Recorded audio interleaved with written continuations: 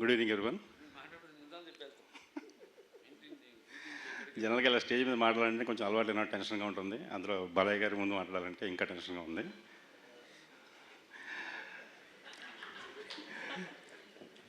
ఆయన ఏదో కొడతారని భయం కదండి, జనరల్గా భయపడుతుంది.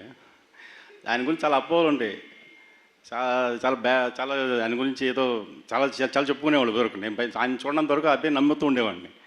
ఆయనతో ఒక్కరోజు ట్రావెల్ చేసి తెలుస్తుంది ఆయన ఏంటో. ఆయన లవ్ చేస్తారు, ఒకరోజు ఆయనతో ట్రావెల్ చేసి లవ్ చేస్తారు.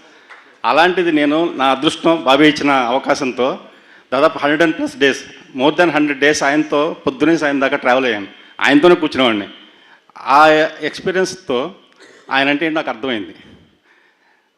ఆయన చిన్న ఇన్సిడెంట్ చెప్తాను, అంతమించి ఎక్కువ మిమ్మల్ని ఇబ్బంది పెట్టను.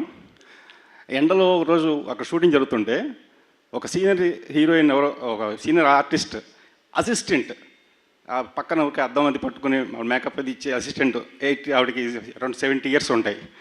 ఆవిడ ఎండలో నుంచుంటే ఈయన బాలయ్యబాబు గారు వాళ్ళ కుర్రాన్ని పిలిపించి, రేయ్ ఆవిడ కుర్చీ వేయి అని నీళ్ళలో కుర్చీ వేయించి ఆవిడ కూర్చోబెట్టి మళ్ళీ చెప్పారు, నువ్వు ఎప్పుడు ఎండలో నుంచోవద్దు, నీ పని ఉన్నప్పుడు ఇల్లు అక్కడికి, ఉత్తప్పుడు కూర్చో అని చెప్పారు అలాంటి మనిషిని. That is Balayya Babu. And ఈ సినిమాలో ఇంకొకటి విషయం నేర్చుకున్నాం బాబీ దగ్గర.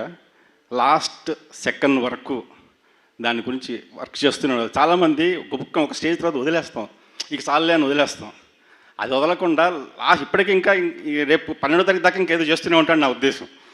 అది అతని దగ్గర బాబీ దగ్గర నేర్చుకోవాల్సిన విషయం. ఇంతకన్నా సినిమా గురించి ఎక్కువ మాట్లాడలేదు. సబ్జెక్ట్ బాగా వచ్చింది, ఇప్పుడు థియేటర్లో మీరే చూస్తారు. Thank you very much. అది ఎప్పుడు చెప్తుంటారు, ఇది పెట్టడం దగ్గర మీ దగ్గర నా దగ్గర ఏదో పూర్ణ శశి పబ్లిక్ పూర్ణ శశి సమమే మమ్మ పొలిచనేమో కుర్రు పేర్కొని మబ్బులు పేర్కొని ఉన్నట్ట నాతి మిన్నక తోట నిన్న మగలాగు స్వల్పముగా దానిపై కొన్న ఎప్పుడు. థ్యాంక్ యూ బాలయ్య గారు. దీని అంతరార్థం మీకు తర్వాత అర్థం అవుతుంది, ఇప్పుడు అర్థం కాదు. అప్పటికి అర్థం కాదు.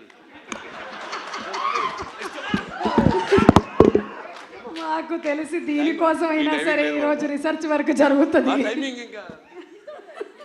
Thank you so much Mohan Krishna గారు.